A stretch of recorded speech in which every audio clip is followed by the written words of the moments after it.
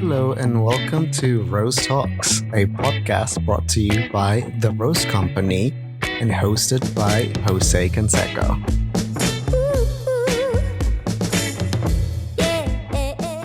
Welcome everyone to a new episode of Rose Talks. This is your host Jose Canseco, and here with me is Sammy from Untold Collectiv. Hello Sammy, how are you? Hello.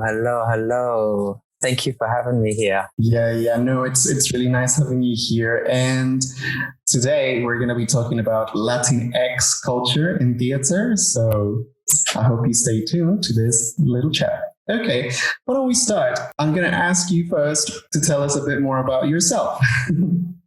Oh, okay. It's always a challenging one. I don't know where should I start. Who am I? My name's Sammy. Born in London, of mixed heritage. My mother's from Ecuador. My dad is Egyptian and Lebanese. I got into acting when I was in school, primary school, from school plays. Really enjoyed it. Followed it into secondary school, went to college, did it there as well. Didn't do that at university actually, because I really didn't know about drama school and just thought you would only study it theoretically, which is quite odd actually. I don't know why I didn't know about that, but studied marketing. Decided afterwards I didn't want to get into that. Went back to acting after a few years, and then just built from there, and just been on this adventure since then. Did you say that you didn't know that if you wanted to study drama, it was going to be theoretical? Yes, is that weird?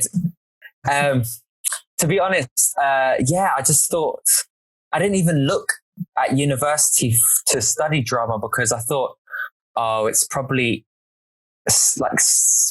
like looking at it theoretically, like talking about swimming, but not actually swimming. Right. Does that make sense?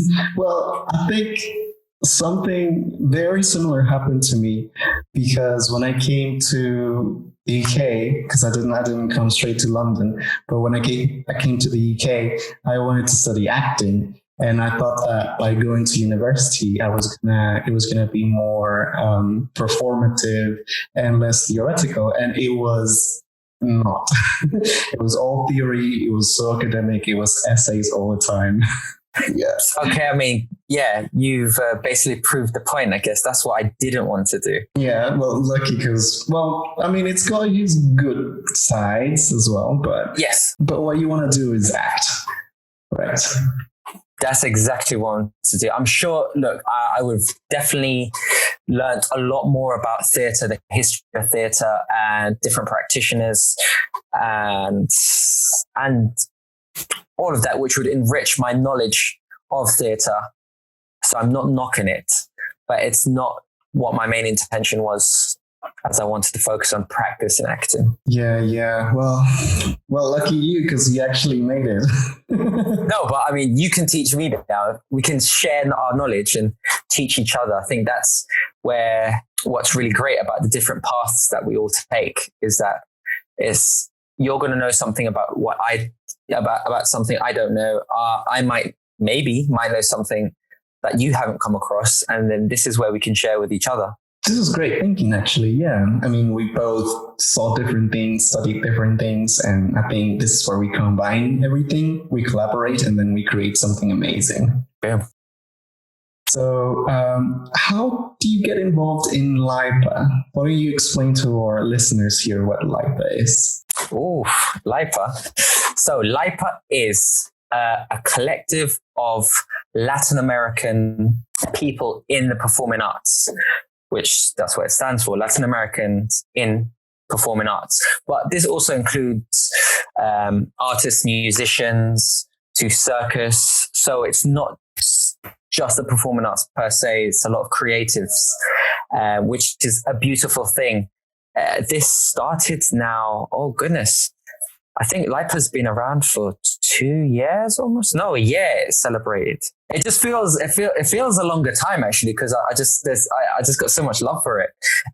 It's just beautiful to see a collection of Latin American creatives come together to discuss different things such as opportunities, issues, seeking advice within the industry. And it's an amazing kind of force for change. Or also if, let's say, someone's just come to the UK or London and they're looking for some advice, it's great to be able to have the group to dip into and to assist each other. Oh, it's my cats. Sorry about this. They want to be part of the episode as well. He does want to be part of the episode. So did you found LAIPA? I did. I wasn't one of the founders, no. That was basically Andrea Pelaez, who's a wonderful choreographer, and Miguel Torrezumba. I'm sure that's the two that found it, who is a marvelous performer. And now who help also kind of coordinate its movements is Malu Ansaldo, who's the head of performing arts at the Roundhouse in London, who has been a massive energy to move the Latin American community kind of forwards in the sense of campaigning for it. And also Sammy Fiorino, who's a great producer. That's great. Yeah, I mean, I've heard these names before, definitely in the Facebook group. I've seen them post things. I've seen them reply to some of my messages. And unfortunately, I haven't had the chance to meet them in person. And, well, I'm in Portugal right now, so I don't know when I'm going to meet them, but hopefully very soon.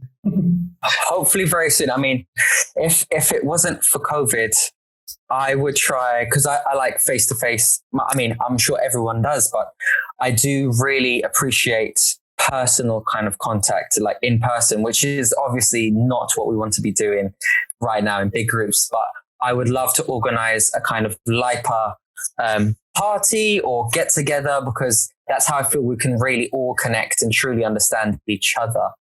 You know, I mean, digital is great. It brings people from different parts of the world together. Sorry, my cat wants to actually feature in the interview right now.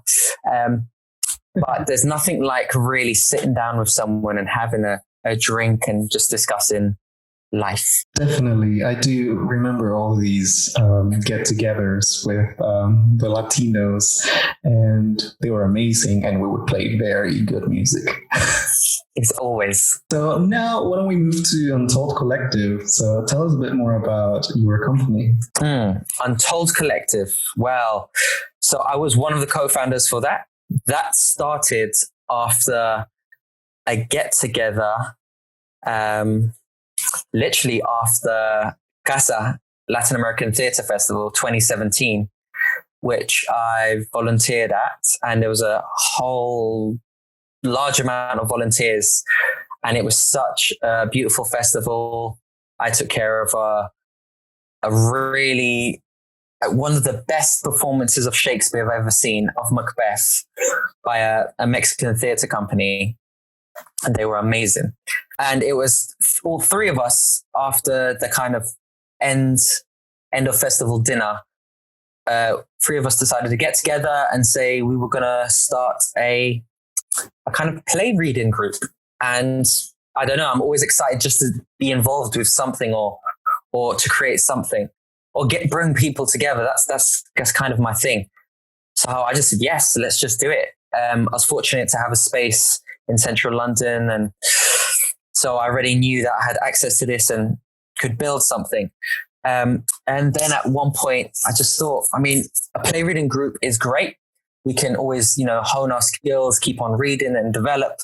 But I just wanted something more. And I just feel that the industry is, with this kind of sense of representation, there's something that we could do. I think that each of us all could do. Obviously, it's a bigger beast to tackle, but I feel we can all do our part. So I sense this obligation to maybe try develop this group into something else. So I came up with the idea of like what Untold Collectiv would be. We definitely, it was called something else back then, and it wasn't Untold then. And I was just thinking, you know what? Representation, I don't feel it's not just the actors. It's not about the actors, because the actors are there. I see you perform. I see all the performers that are readily available. It's not that. It's that the parts aren't being written. I feel that's my view. And I don't feel that underrepresented voices are being given a chance to tell their stories, or those stories aren't being greenlit. So I just felt maybe have a safe space for writers to come have their work read and have a space to create a community. So hopefully we can then develop ideas, or people can connect and work together, a sort of space for networking of underrepresented voices, and maybe something would come of that. So it was something that was very free flowing. And we had a few people come down, a few people I knew, a few people I didn't. And it's just through the love of Twitter. I've grown to love Twitter, just connected with a lot of different people that I never knew, which was amazing. And yeah, that's how Untold Collectiv kind of started. And what you just said just now, it's really interesting because I got to meet a lot of people on Twitter as well. So for those people who want to connect with other people, I think Twitter is the best platform to do that.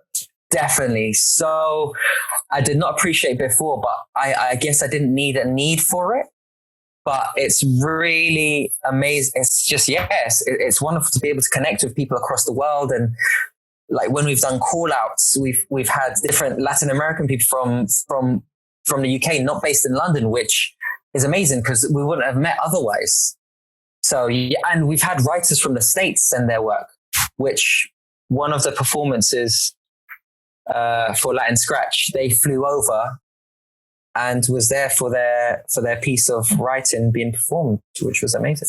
Wow, that's amazing. And you're saying that Untold Collectiv works with underrepresented groups, right? Yes. Is it Latin American people? The focus was underrepresented voices. Yeah. Initially it was underrepresented ethnic voices. I feel that, as a person of mixed heritage, I'm not just my ethnicity. I am also part of kind of working class as well. So I feel that it's not equal opportunities from people from working class backgrounds to be part of the performing arts. Because let's say you need to finance yourself, right? I mean, like a lot of people, I'm not trying to create any sob stories. Like a lot of people have to do whilst not being in an acting job, a paid acting job, really. Obviously, it's easier if the background you're coming from has those finances to back that. If you do, and then you wouldn't need to be searching for work to just survive. So yeah, I feel that these opportunities and those stories aren't being told as much.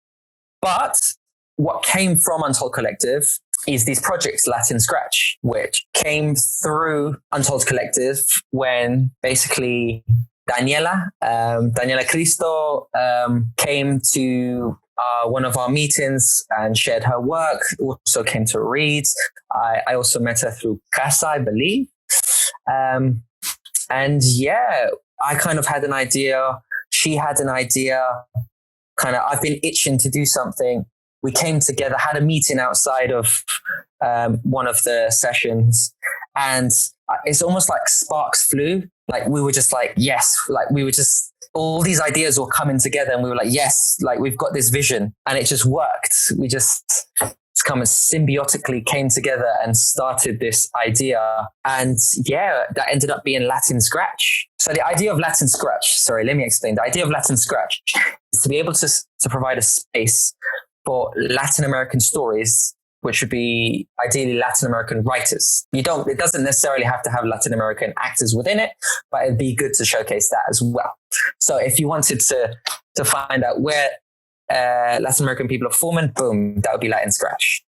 And the idea was to have it quite often, because some let's say festivals might come every 2 years or once a year, and we felt there needed to be something a little bit more frequent. So yeah, that was the idea. Luckily, our first performance, Latin Scratch, was sold out. And actually, I don't know if I'm allowed to say, but we oversold out. We sold more than capacity, and we managed to fit in a lot more people. And it was just so much energy in that room. It was just amazing to see all these performances. And yeah, afterwards, I was buzzing. I wasn't even performing. But I was just buzzing to see this kind of our baby being created and all these people with such love and energy and support in the same room. Your baby, as you were saying. Yeah. Yeah. No, this is amazing. I mean, it's making me feel that energy now. I mean, I know that COVID has happened, but do you have plans on doing another Latin Scratch soon? Oh, so we did our 2 Latin Scratches last year. Ideally, we would have had 2 under our belt, 3 maybe this year. We actually wanted to open up to other voices as well. But right now, we're trying to organize the return of the Latin American season at the Actor Center.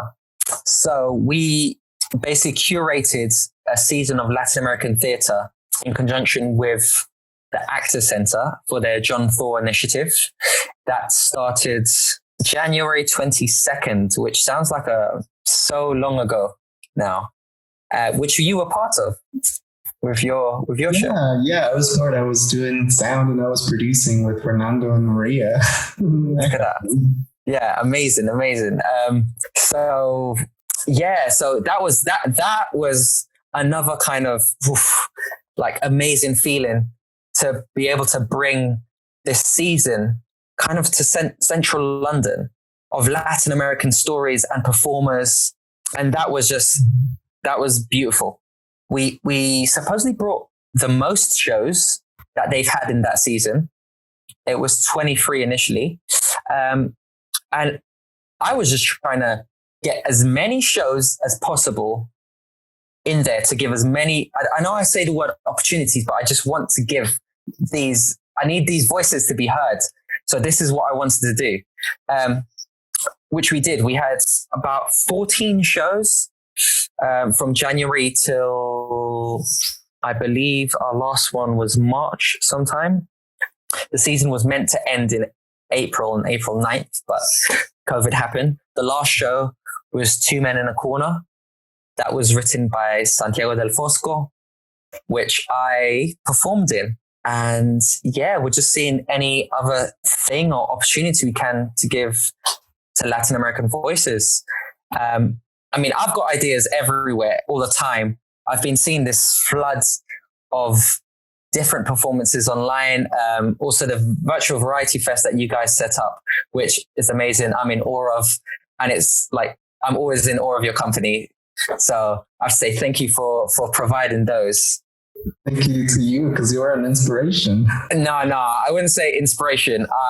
I'm just here to, I just want to create change. And anything I can do, or anything little kind of nudge to create more stuff or more doors to be open. Any door I open is if I offer opportunity, that helps you, but that also helps me. It helps us all.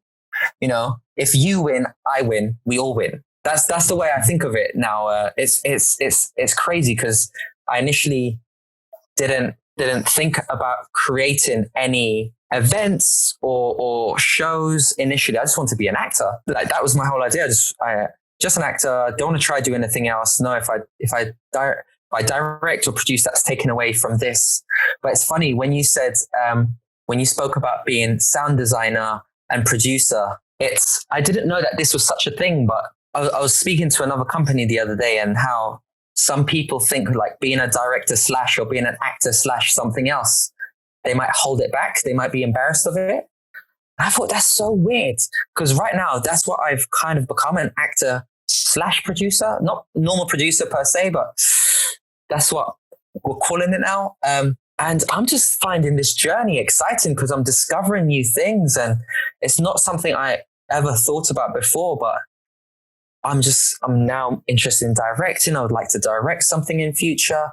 And I feel in these times, you have to be an actor / a director / a producer / because, I mean, first of all, funds aren't available, but if you want your story, your voice, or that cause to be heard, sometimes you have to do multiple jobs.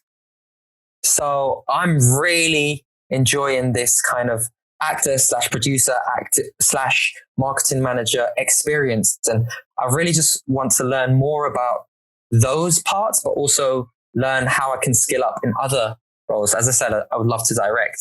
I think this is amazing what you're saying.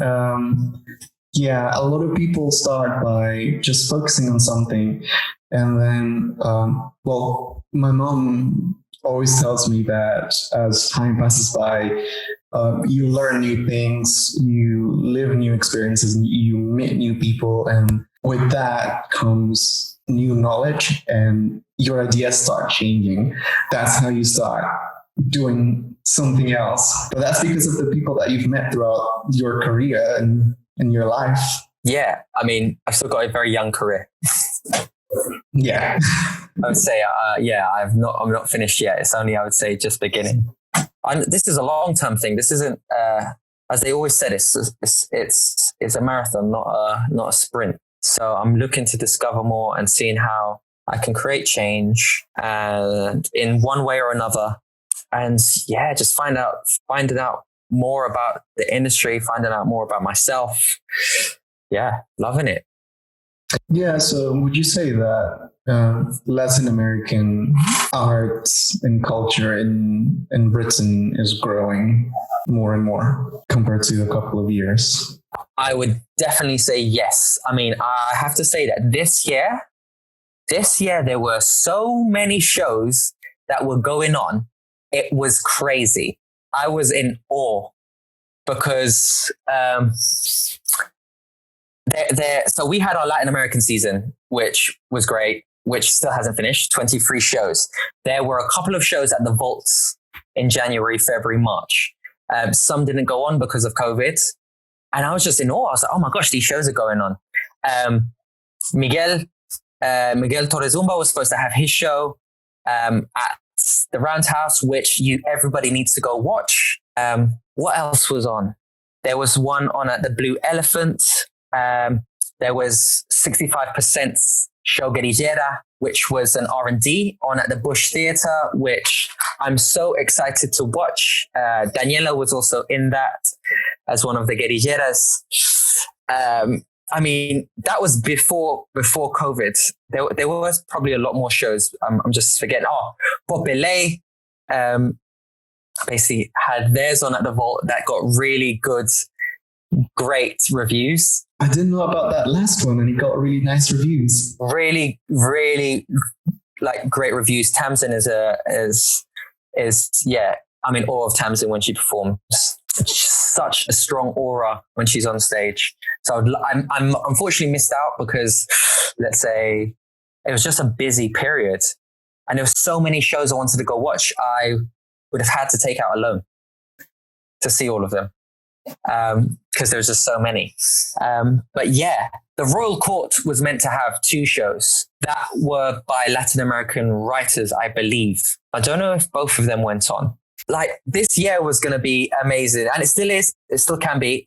We're still alive. It's just other things have come up. Like, you guys had your virtual variety fest. That is amazing. Latin Stage always has shows going on. So there's so much stories that are being told this year, which are great. So I'm excited to what 2021 is going to bring. Hopefully no more pandemics or any other disasters. But I feel as humans, we will always adapt, and we will always kind of tell our story in some way or another.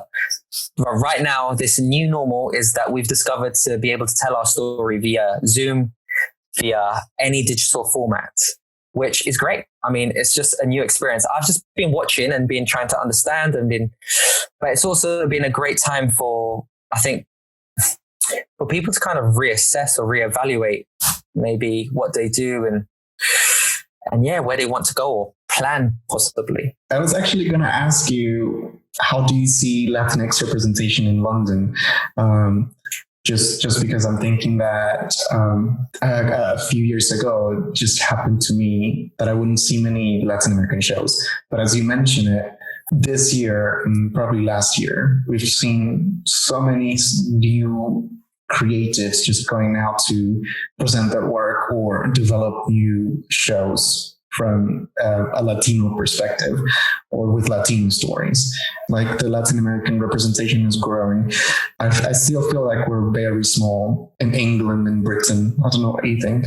We are a small community ethnically, but we're not tiny by far. We have been in the UK since the 70s, even before, I'm sure. All I know is that it's improving, and it's the thing is we have to shout about it, that we're here, and we're here to stay. We have a rich culture. We have plenty of stories to tell, from Latin America. So I can only see it getting better. So there's companies such as Film Locos that is run by Victor Rios, who's an actor, filmmaker, who's trying to tell more Latin American stories, which is amazing. There's You Latin TV, I see. Latino Shade Room on Instagram is promoting more Latin American music, which is amazing. My good friend, Lina Maria Caicedo, who's just started Latinidad London on Instagram, which is basically an archive of British Latin American stories, which I was fortunate to be a part of, to tell basically my story and about my parents. And that's something everyone should follow, because it also shows how it's not a recent thing. Latin American people have been here for quite a while. And a lot of, I feel, the stereotypes that come about of Latin American people is through TV, US television. I mean, they always say stereotypes always have kind of a basis of truth, but you know what? I think maybe our experience here in the UK is different, So that's what needs to be told, the UK Latin American story. So I guess British-born Latinos need to speak up more. Maybe we've always been told, I think like any migrant parent, to get the secure jobs, to, do better. And funnily enough, I went into the arts, so I didn't become a lawyer or a doctor or an accountant. Do you think that some people, second generation diasporas, that they try to hide their culture in order to? You know what? I don't really know. I can't say. I hope not. I'm sure Latin American people wouldn't be the only ones, because I would guess maybe some people do, being either whatever generation, to be honest, because some people maybe just want to assimilate or just be part of the same kind of social group that's around them. I have to say I was one that hid part of my culture, not the Latin American side, because I grew up with my mother more. I did hide my other side, which is my Middle Eastern side, only because I didn't really, let's say, have the best relationship with my dad. And to be honest, in those times, there wasn't really a good representation of Middle Eastern culture. In the news, you'd have the Iraq War. They would say, this is what people from the Middle East were like. And it's something that kind of scared me. And I thought, I don't want to be associated to that, which looking back now, I feel terrible for, because, I didn't need the media to dictate what part of my culture was like. Because obviously now I've grown and realized that you don't want to watch the news for the greatest representation of different ethnicities. I'll tell you that. But I would say, I guess so, maybe. I hope not. But I feel that more and more people are shouting about who they are. And I would hope, with things like social media, they'd be able to see, actually, you know what, being who I am, be it Latin American, be it Middle Eastern, be it wherever you're from, whatever your background is, your religious background is, whatever your sexuality is, you'd feel more comfortable, because you see this more. You see it being represented on social media. You see it more in the media, but in a positive view, not in a negative. So you'd feel more comfortable with that. And I hope that is a trend that's only going to get better. I think I'd rather have the change happening to see more representation on screen. I think a lot of people forget about the Latin American experience is not just mestizo. there's Afro Latinos, there's indigenous Latinos, and there's a whole mix. Latin American diaspora is a melting pot because so many people have come in. So there's not one look, and I think maybe one look is sold all over the world of what a Latin American person is. It's actually interesting. I've seen a lot of posts, people who are trying to promote indigenous culture, saying that even the term Latin American or Latino is not really helpful. So that's something I'm interested to read about. But I don't know. I think my goal is to just see more underrepresented ethnic stories. So that's the word we use with Untold Collectiv, is underrepresented. So underrepresented voices. Then I guess you could add, if I wanted to talk about specifically underrepresented ethnic voices. But yeah. That's great. And what you were saying just now about getting misrepresented in the media, a very similar story. When I go to Netflix and I type Mexico, for instance, and literally 90% of the shows are about drug cartels and narcos. And I'm just like, well, I mean, it happens, but that is not entirely what Mexico is like. And there are so many more stories that are being left out just because, I don't know if it is US and Hollywood that wants to depict Mexico as, the drug country or things like that. So I just wanted to throw that in there because it kind of frustrated me that there were only movies and shows about that and not about something else, about the other experiences that are being left out. I forget to say that. So what you mentioned the words earlier on in at the beginning about collaboration, and that's something I really believe in now. That's something that's kind of really resonates with me since I think last year or the year before. And I just believe in that whole collaboration. And I feel I would love to just collaborate with more performance groups, theatre groups, film groups that represent different ethnicities, different classes, to just create more. Because what we ideally need to do is bands together to shake the system up. And so we need people that are in higher positions, and whatever background you're from, we just need to work together, not against. If someone, as I said, if someone is winning from one group, we have to take that as a win. So if someone from the Black community is winning, you know what, I'm happy. Or hands up in the air, someone from the Asian communities, Southeast Asian community is winning. Boom. That's great. Because no one should be hating on each other. There is space. We just have to band together, shake up the system. As I said, I don't have a plan of action here. So I don't know what the actual change is, but I believe that we all need to work together and collaborate. And collaboration has been it just makes sense. It just makes sense to work together, share knowledge with each other. It's not a competition. There's not one winner. It's not one race. We're all running, and it's not a race, but we're all running together. So yeah, sorry if I'm just going off, but it's something I believe in, I think. Well, we're almost running out of time with this interview, but you already told us a little bit of what you're planning in the near future. So why don't you tell us a bit more of if you have any other projects or other collaborations? We're planning for the Latin American season to come back. Fingers crossed. I don't know if I'm allowed to say, but I'll just tell you guys in November. So hopefully people can come to the theatre then, go to the theatre, or you can catch maybe some online. Let's see. I'm also collaborating with Film Locos, which is run by Victor Rios. We're going to be doing some monologues from Latin American voices, which is great. And I'm just looking to do more. Ideally, I want to get back into a space to put shows on. So this is what I'm eager for. And hopefully there's some stimulation from the government to literally provide kind of finances to the whole sector. Fingers crossed. I mean, I know there's a little bit. Ideally, hopefully there'll be more. Yeah. Oh, I've got another one, but that's still in kind of, let's say, in production. So I don't want to say anything about it just yet. It's top secret. It's top secret, yeah, ish.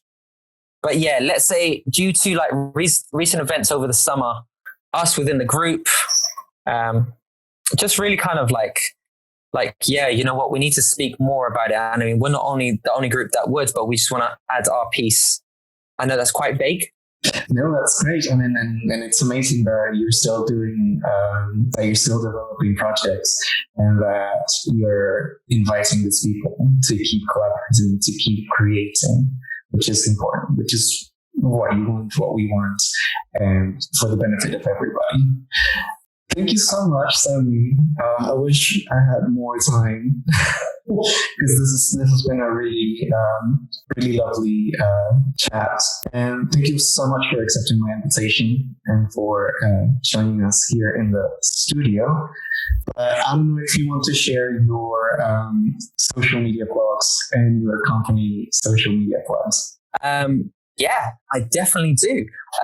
Thank you. I have to say thank you for inviting me to take part in this. I'm lucky to have this opportunity to speak about what we do.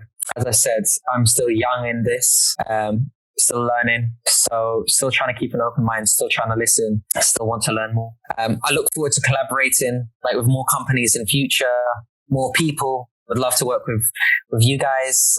But yes, our social media plug, this is what I should be doing, is at Untold Collectiv without the E at the end. That's on Twitter and on Instagram. You can also find us on Facebook underneath the same name. I would also say follow at LAIPA, which is at LAIPA is LAIPA _UK, to see the great work that is being created through the Latin American community. What I'd also say is if everyone can really look at Save Latin Village, because right now there is a Latin American shopping mall that is being taken away by the local authorities to be changed into luxury homes, which I don't know, but I think we've got a lot of luxury homes at the moment. Supposedly some are being sold. I don't know. But I'm also not a property guru. And they really need your help because this has been a point of connecting different Latin American people for years. And for it to go away would be horrific because lots of people are going to lose their jobs. People are going to lose a space where they'll be able to meet with their friends, to find food from where they're from. And that's really sad that that's happening to London because what everyone comes to London for is culture, is amazing food, is for the music. So yes, please check out at Save Latin Village and also at Latin Elephants because the same thing is happening in Elephant and Castle, which is my local, is my kind of get together for where Latin American people unite because I'm from South London. They're going to tear down the shopping mall there and create a bigger kind of mega shopping mall, which is, I understand, would normally happen, but then the people who have their stores there aren't going to be able to afford the rents and won't be able to work then. As I said, once again, for Save Latin Village, won't be a point for people to come together. So these are causes people ideally should fight for and know about because this could happen to a different group. And be it from whatever ethnic group you're from, we should all fight for each other, I believe. So yeah, please check them out. Thank you so much. I will actually put some of the links in the description of this episode as well so that people can check it out and help as well. I didn't know about Elephant Castle. That is very sad. Yes, incredibly, yeah. So please, everyone who's listening, please check out these pages and support us. Thank you very much, Sammy, again. And thank you all for listening to this episode. Bye, everyone. Have a lovely day. And I hope everyone is staying safe and healthy. We're all going to get through this together. Exactly. Okay. See you all in the next episode. Bye-bye. Thank you so much for listening to this podcast. This was Rose Talks by The Rose Company, and I am Jose Canseco, your host, and I'll see you on another episode. Bye-bye.